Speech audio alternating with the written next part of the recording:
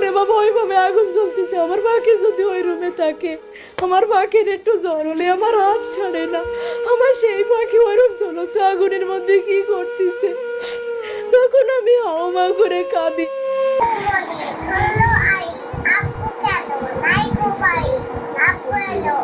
চারিপাশে যেখানে তাকায় আমার রাইসার স্মৃতি, আমার রাইসা আমি কোনো দিন ভুলতে পারবো না। ধরে 3 বছরের মধ্যে কোনো পুতুলের এত সুন্দর করে ছবি আঁকিনি, কি মনে করে এই ছবিটা এঁকেছিল আমার পাখি।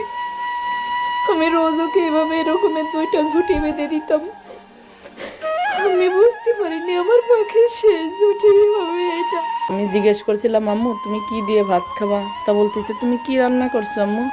বলছে আমি মুরগির মাংস রান্না করছি, রুই মাছ রান্না করছি, তুমি কি দিয়ে খাবা? তা বলতেছে আমি আজকে রুই মাছ দিয়েই খাবো। রুই মাছটার অনেক, মাছের মধ্যে রুই মাছটা চিংড়ি মাছটার অনেক প্রিয় খাবার।